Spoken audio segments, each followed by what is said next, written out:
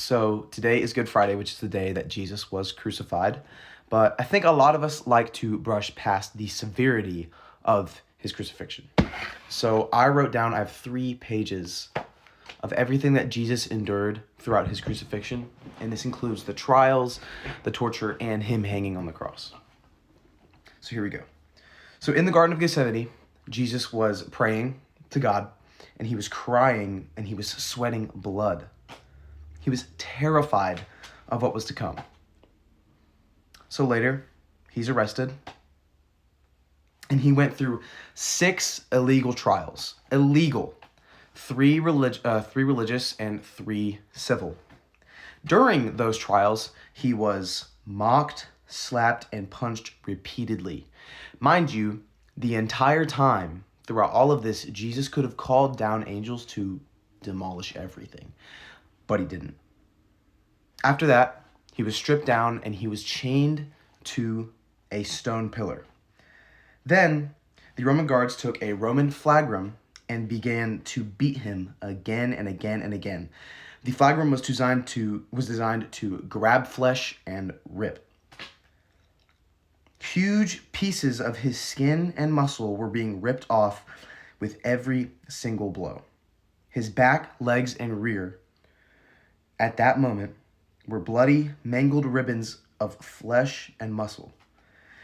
They named this part of his sacrifice the half-death because half of men who received this punishment, this torture, died, but not Jesus. So next, they put a purple robe on him and they grabbed a crown of thorns, the crown of thorns, each thorn being 3 inches deep, and they pushed it into his skull and beat it into his head with a rod, which they also used this rod to batter his face. Isaiah 52:14 says, "Just as there were many who were appalled at him, his appearance was so disfigured beyond that of any human being." Next, he was mocked. The Roman soldiers knelt before him and laughingly called out, "Hail, King of the Jews."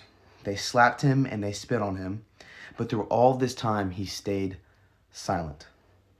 Next, he was stripped yet again. Then he was thrown down onto a wooden cross. They stretched out his hands, and they took long spikes and nailed it into his wrists, both wrists. Now you might wonder, why his wrists? Because if they nailed it into his hands, his weight, his hands would have ripped.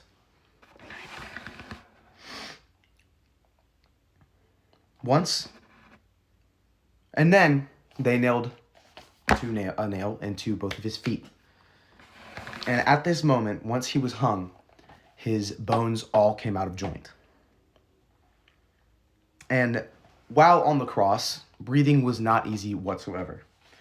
To breathe, Jesus would have to push himself up to exhale and push himself down to inhale.